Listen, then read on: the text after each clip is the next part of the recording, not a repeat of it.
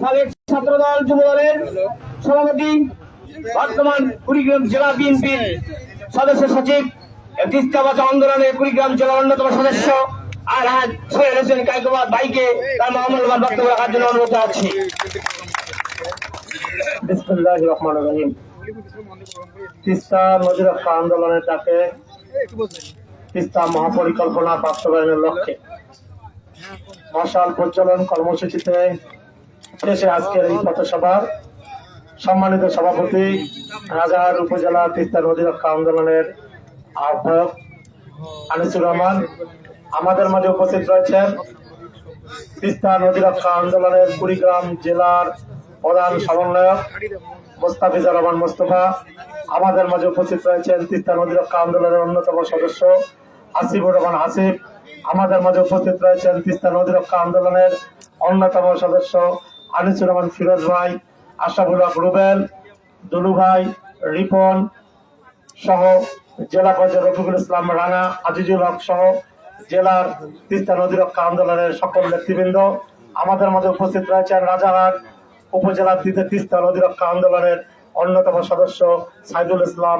Advocate Shafiqul Islam সহ তিস্তা নদী রক্ষা আন্দোলনের সকল পর্যায়ে সম্মানিত নেতৃবৃন্দ উপস্থিত, তিস্তা নদী রক্ষা আন্দোলনের গড়িয়ালডাঙ্গা ইউনিয়নের আজকের এই রোমান সহ জাহাঙ্গীর ভাই সহ গড়িয়ালডাঙ্গা ইউনিয়নের সকল পর্যায়ে সম্মানিত নেতৃবৃন্দ, সম্মানিত এলাকাবাসী, সম্মানিত মুরব্বীগণ, আসসালামু আলাইকুম রহমতুল্লাহ।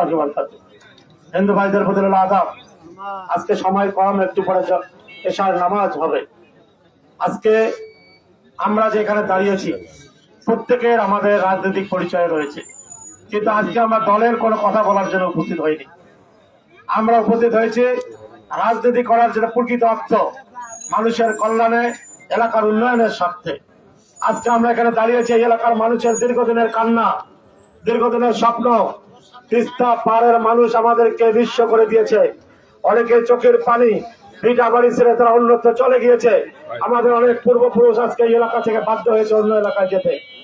আজকে আমরা এই অবস্থা থেকে তিস্তা পাড়ের মানুষের জন্য, কুড়িগ্রাম জেলার মানুষের উন্নয়নের জন্য, তিস্তা মহাপরিকল্পনা বাস্তবায়নের জন্য, এলাকার উন্নয়নের স্বার্থে আজকে আমরা কুড়িগ্রাম জেলার একজন নাগরিক হিসেবে আমরা আপনাদের মাঝে উপস্থিত হয়েছি। আমরা আজকে বলতে চাই, এই তিস্তা পাড়ের মানুষের সাথে আমরা সবাই 5টি জেলার মানুষ আজকে ঐক্যবদ্ধ হয়েছি। আমাদের এই এলাকার নেতা, তিস্তা নদী রক্ষা আন্দোলনের প্রধান সমন্বয়কারী অধ্যক্ষ আসাদুল হাবিব দুলু ভাইয়ের নেতৃত্বে আমরা আন্দোলন সংগ্রাম করছি। এখানে এই পাড়ে বুড়িরহাট বাজারে 17 এবং 18 তারিখে আমরা অবস্থান কর্মসূচি গ্রহণ করেছিলাম। সেই কর্মসূচিতে এই এলাকা থেকে কুড়িগ্রাম জেলার সর্বসাধারণ স্তরের মানুষ এখানে অবস্থান কর্মসূচিতে অংশগ্রহণ করেছিলেন। আজকে আমরা আপনাদের সবাইকে আজকের এই কর্মসূচিতে অংশগ্রহণ করেছেন, আমরা এই জন্য তিস্তা নদী রক্ষা আন্দোলনের পক্ষ থেকে আপনাদেরকে ধন্যবাদ এবং কৃতজ্ঞতা প্রকাশ করছি। আমরা খুব আশা করেছিলাম বিগত ফ্যাসিস্ট সরকার আমাদের দীর্ঘদিনের দাবি তিস্তা মহাপরিকল্পনা বাস্তবায়ন করবে। রংপুরের একটি সমাবেশে আমরা দেখেছিলাম, সেই সময় তৎকালীন প্রধানমন্ত্রী তিস্তা মহাপরিকল্পনা বাস্তবায়নের জন্য রংপুর বিভাগের মানুষকে আশান্বিত করেছিলেন, ঘোষণা দিয়েছিলেন। সেদিন আমরা আশান্বিত হয়েছিলাম, আমরা বলেছিলাম হয়তোবা তিস্তা মহাপরিকল্পনা বাস্তবায়ন হবে, কিন্তু দাবিদার সরকার, ভারতের দাবিদার সরকার, ফ্যাসিস্ট সরকার, তারা আমাদের রংপুর বিভাগের মানুষের সঙ্গে বেইমানি করেছে, আমাদের সঙ্গে কথা দিয়ে কথা রাখেনি। আমরা আজকে বাধ্য হয়েছে এই এলাকার মানুষের দাবির সঙ্গে সখ্য করে ঐক্যবদ্ধ হয়ে তিস্তা মহাপরিকল্পনা বাস্তবায়নের জন্য আমরা ঐক্যবদ্ধ হয়েছি। আমরা রাজপথে নেমেছি। আমরা বর্তমান সরকারকে বলতে চাই, আপনারা এলাকার মানুষের অবস্থান বোঝার চেষ্টা করুন। অবিলম্বে তিস্তা মহাপরিকল্পনা তফসিল ঘোষণার আগে আমরা ঘোষণা চাই, ঘোষণা চাই, ঘোষণা চাই। যদি আপনারা ঘোষণা না করেন, এই রংপুর বিভাগকে অধ্যক্ষ আসাদুল হাবিব দুলুর নেতৃত্বে অচল করে দেওয়া হবে। আমরা রাজপথে নামতে বাধ্য হবো।